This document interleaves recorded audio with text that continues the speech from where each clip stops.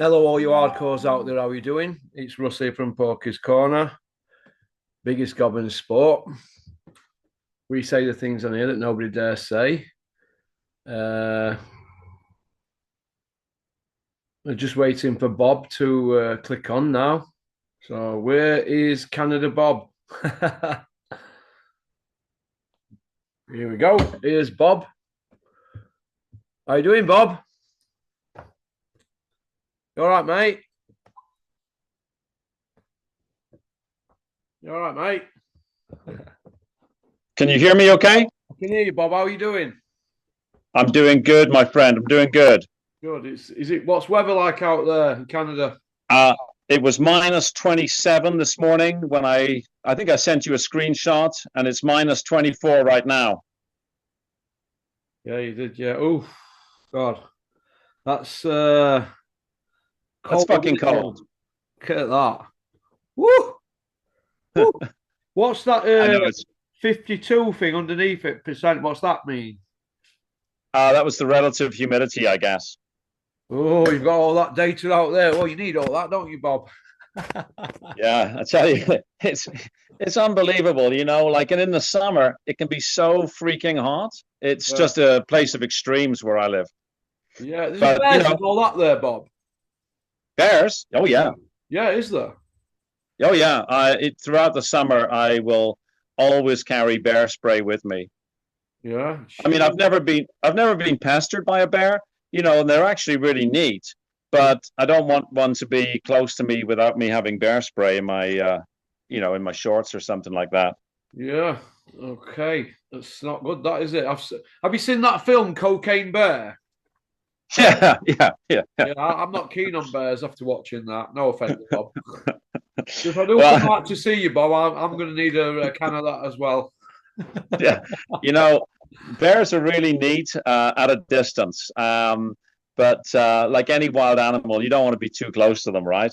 Yeah, yeah, I agree, mate. Because they're unpredictable, aren't they? Apparently. Absolutely. Yeah.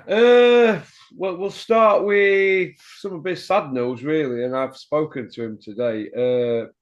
Joe Gallagher, Yeah, I know. stage four cancer. He's got chemo next Saturday, so it is. I'm look, but we've spoken. Joe just wants to be treated as normal. He's getting on with it. He's up with his fighters this morning. He's up early. He's in bed at midnight, and we are at boxing. He's not short of a few but boxing's his life, you know. It's a really tragic story. I Yeah, mean, it he's is. only 56, if I remember Yeah, correctly. my age, Joe. I think he's a year And above me at school. Mm. yeah, it is the word tragedy is overused, but this is truly a tragic case. I pray that he will Yeah, so do do I. well under the chemo. But yeah, I think we're all of the same view there. Mm. Terrible story. The sad story about it for me is, and I'm going to do something. Kent's going to make some writings, a few bits and bobs down. He wants to do something next week with me about it. The sad thing for me is he's been a trainer now 32 years, and he's worked his socks off, and he hasn't had anything good to him. He's from a really, really rough council estate in Wythenshawe, and he wasn't one of them kids who had everything growing up. And obviously, I think he grafted. He used to lay curbs and that. He was telling me a story a couple of years ago where he was laying curbs near Old Trafford at Man United, where Man U's ground is, at the training ground, I think. And Man United goalie back in the day with Gary Bailey, and he says, "You remember them all going into training, Gary Bailey and Arthur Albiston and Brian Robson and all them guys." And he were a young lad just left school and he were laying curbs with his dad because from Ireland, aren't they? Gallagher's. Yeah. And I think it's been a success story. And you work your socks off, and life can be unkind, can't it? Really, I think so. And don't It forget, he's the most most certainly. decorated trainer we've got, Bob, isn't he? Yeah. Joe, and and and why I personally like him. We didn't really get on at first some years ago, but why I personally like him is he's his own man. And he stood up to that lot at Essex. He stood up to him when they were taking his Yeah. fighters off him and telling his fighters, well, if you stay with him, you're not going to get on Sky. Do you see where I'm Yeah. coming from? No, absolutely. Absolutely. He seems like one of the really good guys in the Yeah, industry. And yeah, I mean, regardless, 56 is simply way too young to be stricken with such a terrible illness. yeah, and he gives a lot in his community as well. He gives a lot Uh-huh. back. So I'll say a prayer for him. I'm not being an arsehole. I'm just going to say a prayer for him, and I hope that No, he's all right because I just like him. just being a human being, saying a prayer for him, right? It's Yeah, that's what it's yeah, about, you know. yeah. There, but for the grace of God, go all of us, right? Yeah, yeah, and that obviously he's worked hard and he's got himself in a position where he couldn't tell anybody he was going to be Turkey Al Sheikh's right hand man, and he knew a few years ago because he runs that Mike Tyson gym for Turkey, doesn't he? Yeah, So yeah. he was going to be right hand man, and he didn't tell anybody. He kept it to his scent, and I thought, good on you, because sometimes if you let cat out of bag in boxing, it can come back to bite you in the ass. So I've got no but respect for him. And the tweet that Tony Bellew put out on X or whatever it's called now is Oh, I absolutely saw that. vile and disgusting, and he should be Why ashamed of himself. why would you either say nothing or at all or be unreservedly positive? Like why would one say, "Oh, he's not a friend of mine and I'm not a fan of his, but I wish him well." Like that's a double-edged that's a really stupid thing to say. I mean, it doesn't reflect well on Tony Bellew at all. And even if you absolutely hated the person, well, in that case, just keep your mouth shut and say nothing. Yeah. Like, why would you sort of have a sting in the tail? I never understood. I saw that tweet and I thought, what the hell? Like, why would you say that? Just keep your yap shut. Just say either nothing or I wish him all the best, like unreservedly supportive. Mm. I This don't is the understand that. same. This is the same man that we're gonna knock Usyk out and was technically better than Usyk. My God, Yeah, yeah. We know how that ended, didn't we? never beat a champion. Him, Tony Bellew. Is that right? I haven't Never gone took a belt off a champion. Area, right. English, British, Commonwealth, European, and world. Well, that says something. But yes, no. We all remember the Usyk fight. We all Yes. remember the Stevenson fight on your manor, don't we? Yeah, yeah. No, absolutely. Yeah. No, Got it's lit up, didn't he? yeah. Okay then, Bob. Let's roll into action. Okie dokie. The Bricktop takeover. It now looks more or less complete because I've just been going through Eddie Hill's roster of UK fighters, not Australian or American, UK fighters, and he's got Anthony Joshua, who I think is finished. They're just wringing out what they can. Crusher Ben, a two-time drug cheat, and Dalton Smith, who's about as exciting in interviews as a plank of wood. Yeah. And that's basically it. Katie Taylor looks finished. I'm thinking that they might be looking to get a couple of fights out, Ben and Joshua, and they might be done. Goose cooked. What do you think, Bob? Yeah, well, I actually did a video on my small channel about this and suggested that maybe Eddie Hearn is looking to sort of extricate himself from boxing particularly after AJ and Katie Taylor have hung up the gloves. I mean, you have to remember that, Eddie Hearn sort of took over his father's business. And in my observation, there's a big difference between a person who founds a business and then the kids who inherit it. And usually by the second or third generation, the business is kind of nothing because they don't seem to have that same drive and that same desire to build a business as the founders did, right? Yeah. I mean, there used to be a huge department store in Canada called Eaton's, and it was founded by a guy called Timothy Eaton. Now it doesn't exist. I think by the time the grandkids took over, it was belly up, right? Yeah. And Matchroom have got, well, they're into darts, they're into golf, they're into ping pong, table tennis, whatever you want to call it. And I would not be surprised to see Eddie Hearn sort of fade away from boxing. It would sound silly to say this a couple of years ago, but I think it's worth having a conversation about it now. Yeah, I personally think that they will. I think they'll be gone. I mean, Lee Wood's not working with him now as well, but I personally think his goose will be cooked. I mean, Anthony Joshua now, right? You'd have thought they'd have had a fight lined up for him by now, wouldn't you? But they're that absolutely. unsure and they're waiting on Fury. You can see it's written all over. They're waiting on Fury. Fury knows that. and he has long hiatuses out of the ring. You know, he averages since Vladimir, he averaged a fight every 10 months, or something like that, 10.5 months. Yeah, So he's not exactly if Mr. that. Active, is he? Do you know what I No, mean? absolutely not. So, no. And AJ has been the cash cow, and I mean, no disrespect to boxers who box at lighter weights, but it's the heavyweight division that's really the flagship division.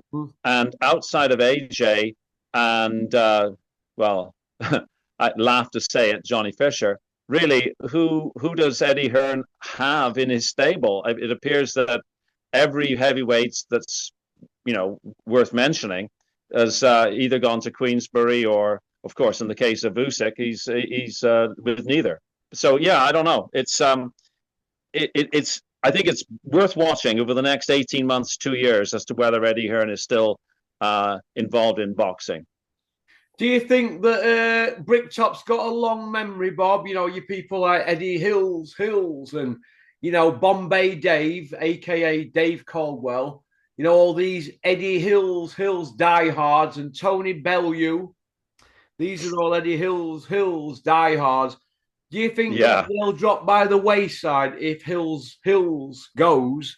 Because well, there's no love lost between them lot and Queensbury, is there really? Well, I suspect that Frank Warren has got a little black book and he writes down every little thing. And if a fighter has pissed him off at the end of that fighter's career, he gets put in with somebody who's going to give him a beating. If somebody's done the dirty on him, or Frank thinks someone's done the dirty on him, which may not be the same thing as reality, I suspect that Frank has a long memory. The word vindictive pops into my mind, but yeah, I don't know. He's I wouldn't want to be in the boxing industry and having pissed off Frank when Frank was at the low ebb and expecting Frank to think that I was a great guy now, put it that way. Well, why I said that is we all remember Super Bean when he were riding high with Eddie Hills for that over a decade. Right, that guy. Over a decade at Sky. And we all remember what happened. Now, Super Bean, he's on the outside looking in. He's hanging around boxing shows, waiting 30 minutes to an hour to say goodbye to Bricktop's son. Do you see what I saw you were interviewing one of your other guests, and excuse me, I don't remember which one. Yeah. And wasn't it after the Chisora Wallin fight that like he was hanging around to say cheerio to George Warren? Yeah, I mean, that's kind of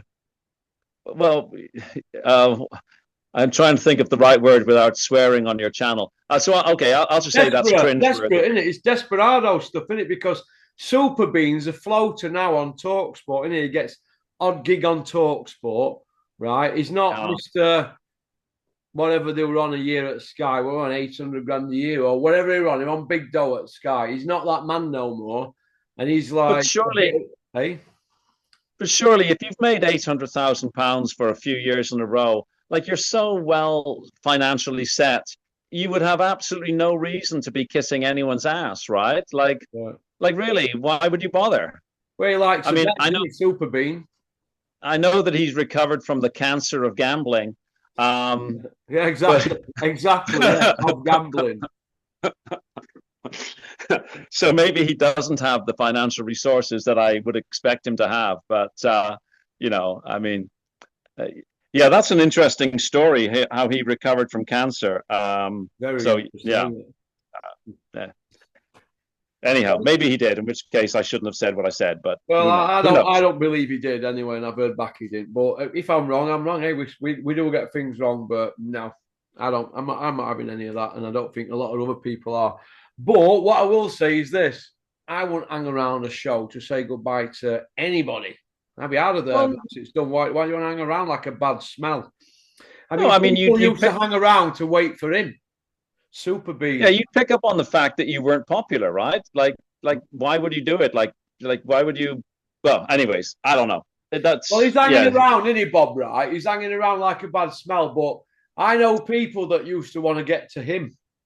At shows. Yeah. And I'm like, wow. Yeah. And he used to love it. And let me tell you this about Super Bean.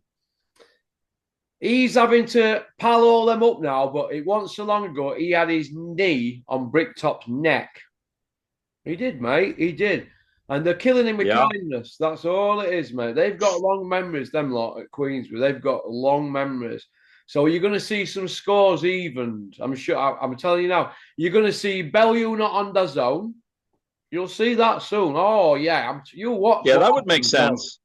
You've got That Dylan would make White, sense. right? He's signed with him, man. Do you think Bricktop's going to let him turn around to him and say, listen, I don't need to help you promote the Fury fight. I'm guaranteed my mandatory money. What did they get? 8 million or whatever it were. They will remember that. I can assure you, and sure as eggs are eggs. So let me tell you this: if there's any problems with any contracts, with any of his fights, he'll be having to scream blue murder for his readies. Yeah.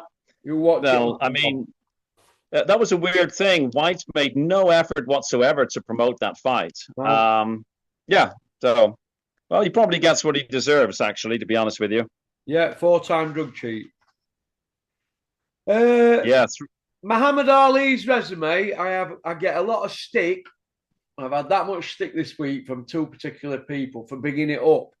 But put his resume next to some of these today, and it's No, like it's day and night, isn't it, Bob? I wonder now what's your opinion on it?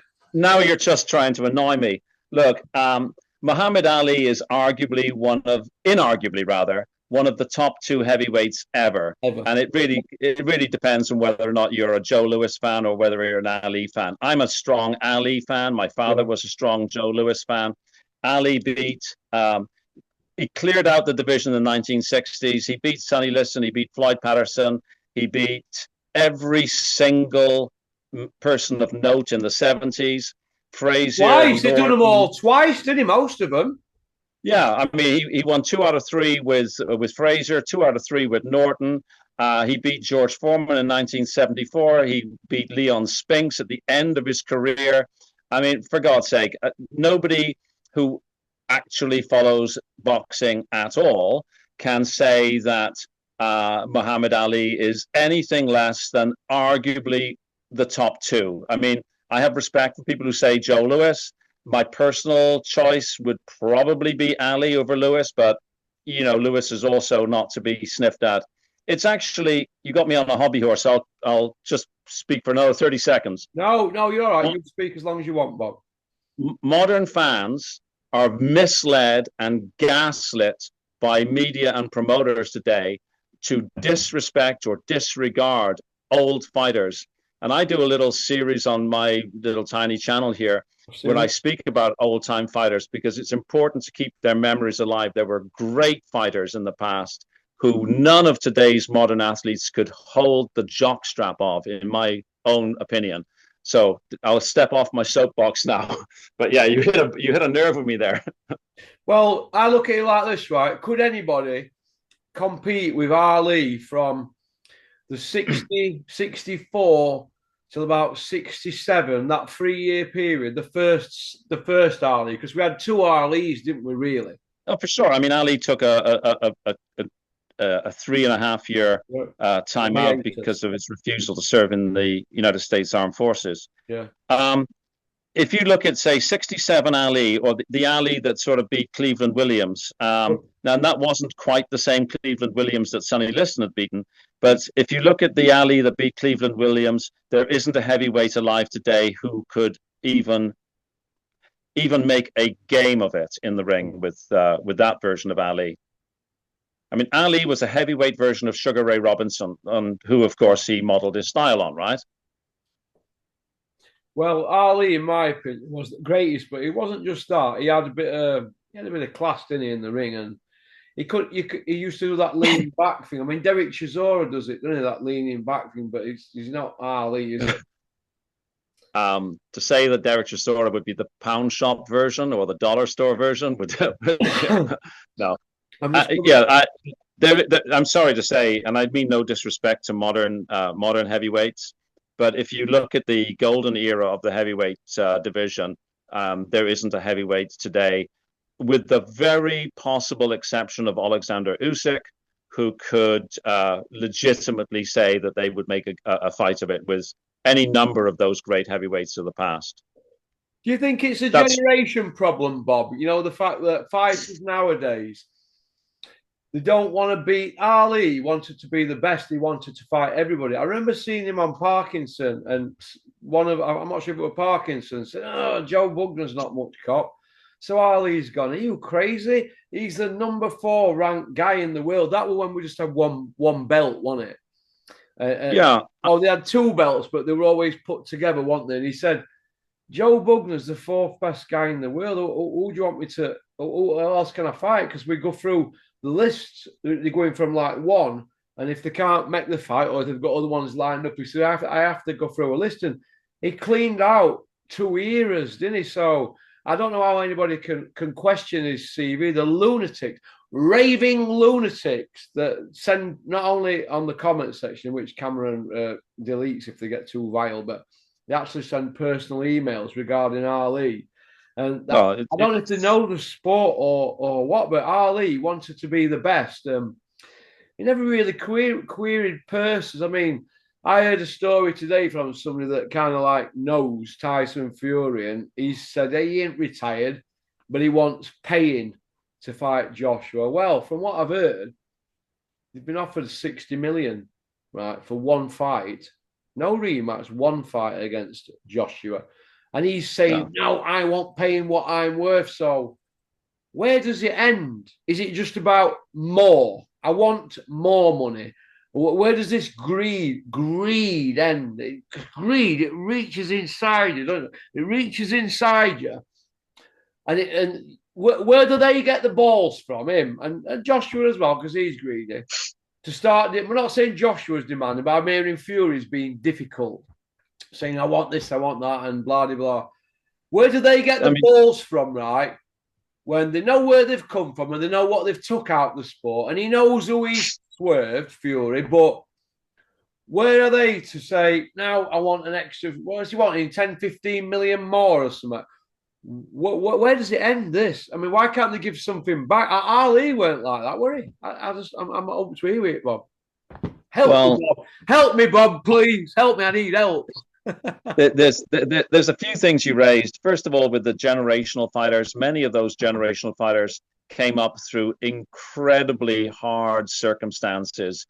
I mean, uh, you Jack Dempsey actually fought sometimes without having eaten for a couple of days. So hungry was he, literally hungry. As to modern fighters, I'm all in favor of athletes being well compensated, but there's a point that well compensated stretches into pure greed, and that's where I lose interest. To be perfectly frank, the very best thing with respect to Fury that Turkey Al Sheikh could do is say, well, there's the offer, you've turned it down, now goodbye, go do something else. And I know that legions of his fans would be disappointed, etc., so forth, but it would send a message that this isn't an absolutely bottomless pool of money. At the end of the piece, fans pay for all this, right? You know, your ticket prices will go up, your pay-per-view prices will go up. And I'm not interested that much at all, really, in seeing Fury fight anybody, as much as I would watch Fury AJ just to sort of put a full stop to that sentence. But if he's getting paid, you know, in excess of whatever he's been offered already, honestly, Russ, I've lost interest in it. Like, okay, take your multiple hundreds of millions and sail away, because I don't really care. You're not that good of a fighter in my eyes, anyhow. You never were.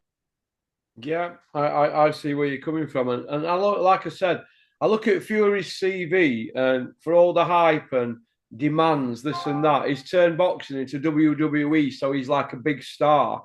But his CV doesn't warrant the PR that he's had, does it really? I commented on one of your other videos. 5 retirements, 4 champions beat, 3 ducks, 2 issues with substances, 1 mandatory. Come on, you know. Remember, he had a pay-per-view with was that the German fighter Tom Schwartz? Like, no, no, no, and no. Obviously, I'm not a Fury fan. I expect to get some heat from my comments, but as far as I'm concerned, he's just been taking the piss out of fans. And yeah, honestly, at the end of the piece, uh, I don't have anything really good to say about him other than the fact he's been incredibly successful if you put money as a measure of success. There we go. Okay, he's made a shitload of money. End of Well, story. you've got that substance thing wrong because he had three issues. Because one of them was a refusal. He had a cocaine. Ah, that's right. Yes. And what wild boar were it? They said I forgot what the actual drug was, but they said, oh no, a wild boar from this farmer. Yeah. So we had that Yeah. one, and the cocaine one, and then they came back again, and he refused. And Peter Fury went out of the gym on Halliwell Road and he went chasing them down the street, the testers, and they went, no, he's refused. And he were like, oh, no. And that's a true story. You can take that to the bank. Yeah. Well, you know, like I've said, I'm not a fan of his. I'd never really have been a fan of his. And the more I see of his outside of the ring antics, the less favorable I view him. So, yeah. Okay. Liam Cameron's going to fight Ben Whittaker, which is good. I'm pleased that he's going to get his day in the sun. But it looks like there's nothing happening with Elmer Fudd versus the Lazy Rhino. What do you make of them two free matches there, Bob? Well, I'm really pleased that I was wrong about Liam Cameron and Ben Whittaker. I had thought that Ben Whittaker was going to avoid Liam Cameron and scoot around him, maybe come back to him in 18 months' time. So I'm really, really pleased to see Liam Cameron getting a chance. I watched the press conference the other day, and nothing that Ben Whittaker said made me like Ben Whittaker anymore. And I really would like to see Liam Cameron lay him out cold in the middle of the ring, to be perfectly honest. Yeah.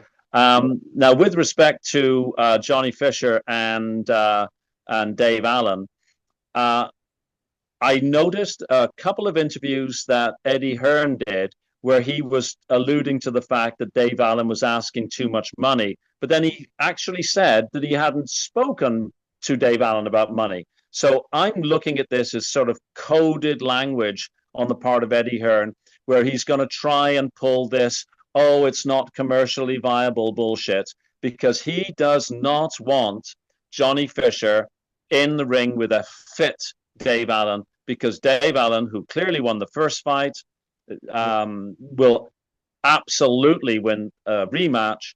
And then where does that leave Johnny Fisher? It leaves Johnny Fisher as a likable, nice, big lump of an ex-rugby player who can box a bit, but there's no further career for him, right? That's, that all goes, and he's propping the shows up for Matchroom at the moment. They need him, don't they? Well, like we said earlier on, how many heavyweights does Eddie Hearn have on tap? Well, he ain't got that many, has he now? Look, they're all hanging out at back of Bricktop. Even Chisora's ran back to Bricktop. Do you know what I mean? And do you think Bricktop cares about Chisora? He's just going to keep churning him out until he gets knocked about. Yeah. I don't think that Chisora or Joyce or these older fighters who have shown some apparent cognitive decline should be in the ring. Nobody wants to see somebody in a wheelchair by the time they're 45 or 50. No. Okay. Sam Jones says he struggles to talk about Joe Joyce nowadays. Why is that? Because he once he was the guy that would advising him, and he at one point WBO mandatory, and then they never forced it because he were trying to keep Bricktop happy and Eddie Hills happy, when Joe really should have been taking legal action for his title shot at Usyk. So, do you think that Sam Jones had a part to play in Joe Joyce's demise, because they were taking interim fights and he actually got caught out, didn't he?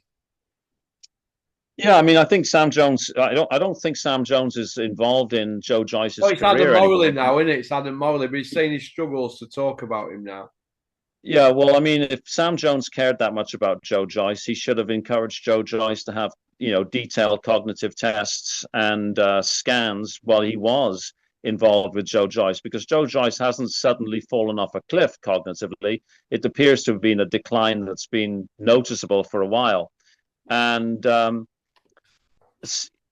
Sam Jones he's an interesting little character. He says a lot, always tries to get himself in the mix. I think it's hypocrisy, to be perfectly honest, to say, "Oh, I find it difficult to talk about Joe Joyce now." Um, yeah, I think it's just hypocritical. I won't say anymore because no point me ranting about that. Okay. What did you make of Sam Jones before he obviously got beat, Juggernaut Joe, coming out with all them stories that were like we were all scared to death of him. I mean, you remember years ago when Frank Maloney were bigging up David Price. He were like Godzilla. He were gonna come and kill us all in our beds. You know, we were all Yeah, scared to death of David Big Truck Price. Look what happened there. And then we had Sam Jones, who were coming out saying that Joe Joyce is not your average man. His bone density is like 6 times. He's been tested by scientists, and it's 6 times stronger than your average boxers, and all this waffle and absolute pony they were coming out with, and it was all a load of bollocks, wasn't it? Because I've actually spoke to somebody who I know who works at Claremont in Sheffield, where I had my gastric band, and I've had other operations there. And he said that what bone density? What? He said it's all a load of old pony. So I just wondered if it was just a PR stunt from them, you know, going on about Joe's bone density. I mean, I think Go on, sorry. it was it was that narrative building stuff that when I read it, I thought, what are you trying to say? Are you trying to say that this guy is like a gorilla or something? It sort of had almost like racist undertones in a way. You know, if you go back in history, they used to say that people like Jack Johnson shouldn't be allowed to fight because he had sort of, you know, these unnatural advantages, like primitive advantages. It was all that sort of nonsense, right? The sad thing is, I wonder, did Joe Joyce ever believe it and thought that, oh, well, I've got this exceptionally thick skull, so therefore I can stop blows with my head, and that's a legitimate method of defense? I mean, one would hope not, but it's just absolute nonsense. And when people were buying that narrative, it was, again, Talk Sport bought it, didn't they? Talk Sport, we're all over it. Oh, Joe Joyce's bone density, it's been tested, and you know, I think that's stronger than steel. Yeah, I think it was Talksport where I first heard this, and I immediately thought, well, that's just complete nonsense, it's right? Like Godzilla. I know it's just, yeah. Narrative building, boxing is actually becoming a little bit like the WWF wrestling, or WWE, I guess, wrestling, in that these narrative stories are meant to sort of lead us down a path. Well, it's not necessary. If you're a real boxing fan, get boxers in the ring fighting, you know, number 10 fights number 8, number 7 fights number 6, that sort of stuff. You don't need a narrative story. We're not children, right? Or maybe we are. I don't know. Okay. Well, let's run through the fights that are on tonight, and I'm going to get this whacked out straight away. And I want you to tell me how long we've got left. Let's have a look. We've got 5 minutes left, 5.5 minutes.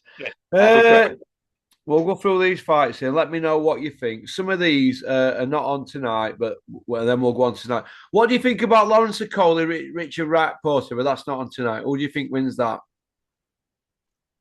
Okolie because he's experienced heavyweight, Riakporhe because he's bumped up from cruiser. We don't really know what he's like. I don't think it'll be a very exciting fight. Okolie on points in a fairly ugly fight.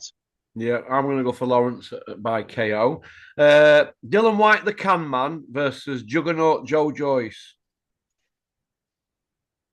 Normally, I would have hoped that Joe Joyce would have ironed him out. I'm kind of hoping that Dillian White beats Joe so that Joe retires. And I think that might actually happen. I think Dillian White might actually drop Joe.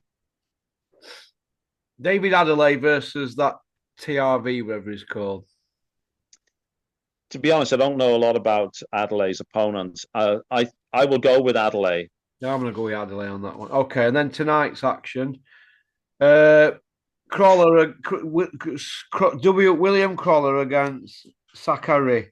6 rounds. I've got Crawler in that one. Yeah, Crawler. Pat McCormack against Robbie Davis Jr. I've got Pat. Yeah, Pat McCormack. Yeah.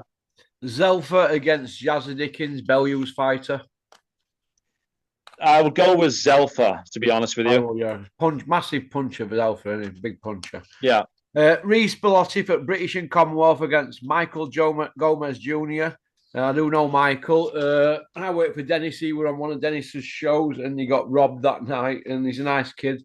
But I think Reece Bellotti is a bit too much for him. But what's your opinion, Bob? Yeah, I think Reece. I mean, Reece is the betting favorite. I don't really know Gomez very well, so I think the betting favorite there would be Bellotti, and I would go with Bellotti. Yep. Jack Catterall against Barboza. Technically, Catterall's really undefeated, isn't he? I know he got that loss against Josh Taylor, but he was robbed. He was robbed. Yeah. I'm actually going to go with Barboza. If it was in the States, I would be much more confident on Barboza. His fighting style would appeal to American audiences more, American judges more. I'm going to go with Barboza, but I'm fingers crossed kind of thing. You know, I'm not super confident on. Okay. Okay. Well, we'll finish off on then. Jug Ears. I know I give Jug Ears a bit of stick down on Spencer Jug Ears Oliver. Spencer Oliver. Yet again, he is coming out with the Anthony Joshua PR. Yet again, it's all systems. We're all Finchley, aren't we? Yeah, they're all from the same club. Coming out being a spokesman for Joshua. If it's not Joshua, it's Chisora. And it's becoming absolutely boring. And I'm calling for him to be removed from this position at TalkSport. Am I out of order to say that, Bob? No, not really. I'm sort of laughing because I don't think that Spencer Oliver is particularly a good advocate for anybody. You know, it's not like he's particularly articulate. I think they all come from the same club. Didn't Spencer Oliver say that he was going to train Anthony Joshua, or have I got that wrong? No, Dennis Hobson, my ex-boss, got Dennis to blag a slot on TalkSport because he's got Roy Jones and Spencer Oliver as captains of two English and American teams, and he's putting shows on in America.